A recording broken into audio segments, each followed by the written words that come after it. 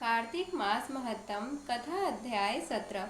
सूत जी कहने लगे कि अब सब व्रतों में उत्तम व्रत और मोक्ष के देने वाले एकादशी के व्रत का महात्म्य सुनो। एकादशी तिथि कृष्ण पक्ष की हो या शुक्ल पक्ष की, अन्न नहीं खाना चाहिए। जो एकादशी को अन्न खाता है वह पापों का भक्षण करता है। एकादशी का व्रत माता के समान उसकी रक्षा करता है। नारद जी कहने लगे कि राजन, अब एक इतिहास सुनो।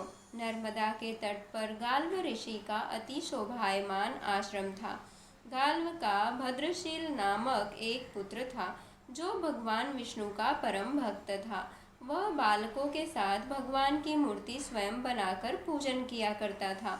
साथ ही बालकों को उपदेश दिया करता था कि वह भी भगवान का पूजन करे तथा एकादशी का व्रत रखे। बालक भी उसका उपदेश सुनकर वैसा ही किया करते थे। अपने पुत्र के चरित्र को देखकर एक समय उसके पिता गाल्व ऋषि ने उससे पूछा कि भद्रशील, तुम सदैव भगवान विष्णु की पूजा में लगे रहते हो, यह उपदेश तुमको किसने दिया? यह बात सुनकर भद्रशील कहने लगा कि पिताजी, मैं आज आपको अपने पूर्व जन्म का वृत्तांत सुनाता हूँ। पहले जन्म में मेरा जन्म चंद्रवंश में हुआ था। कर्मकीर्ति मेरा नाम था। दत्तात्रेय जी से मैंने शिक्षा दीक्षा ग्रहण की। मैंने 1000 वर्ष तक राज्य किया। उस काल में मैंने अनेक धर्म तथा पाप कर्म भी किए, परंतु एक समय में बुरी संगत में पड़ गया और वेद मार्ग छोड़कर पाखंड मार्ग पर चल पड़ा। मेरे इन आचरणों को देखकर प्रजा भी पाप के कर्म करने लगी। इस प्रकार धर्मशास्त्रों के कथनानुसार प्रजा के पाप का 6ठा भाग मुझको भी मिलने लगा। एक दिन हम शिकार खेलने के लिए वन में गए, अतएव सारे दिन भूखे प्यासे ही रहे। खाने को कुछ नहीं मिला। घूमते फिरते हम मार्ग भी भूल गए और शाम को नर्मदा नदी के किनारे पर पहुंच गए। उस दिन एकादशी का व्रत होने के कारण वहां पर एकत्रित अनेक वैष्णव भगवानम का कीर्तन कर रहे थे। मैं भी भूखा प्यासा रहकर रात भर वहीं पर पड़ा रहा, मगर प्रातःकाल होते ही भूख प्यास से दुखी हो मेरे प्राण निकल गए। उसी समय यमराज के दूत मुझको पापी समझकर मारते पीटते यमराज के पास ले गए। यमराज ने चित्रगुप्त से मेरे सब पाप और पुण्य का लेखा मांगा।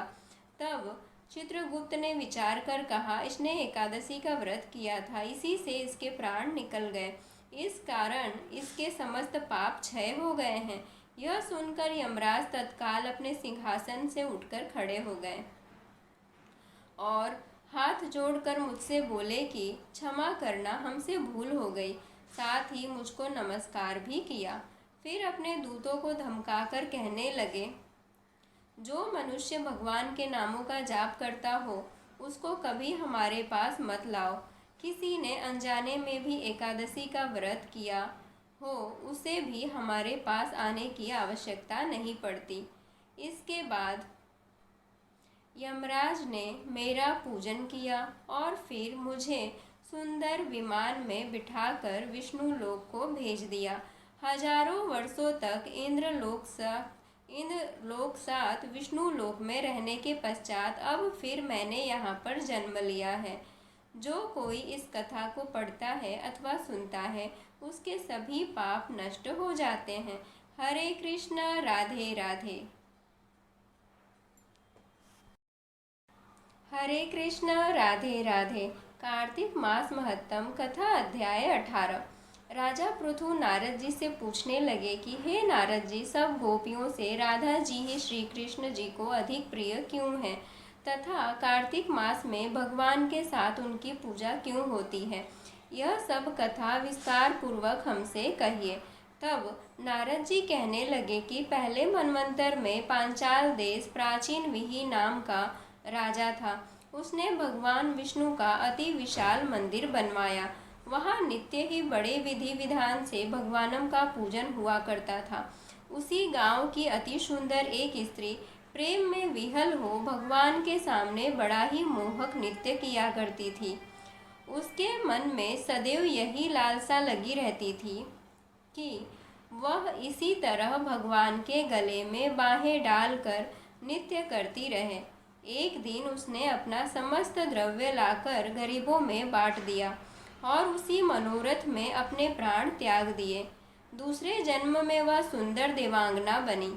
एक दिन चंद्रकीर्ति नाम वाली वह देवांगना दर्पण में अपना अद्भुत रूप लावण्य देखकर मन ही मन कहने लगी कि शिवाय भगवान के मेरा और कोई पति नहीं हो सकता। ऐसा विचार कर भगवान की मूर्ति में अपना मन लगाकर नृत्य करने लगी।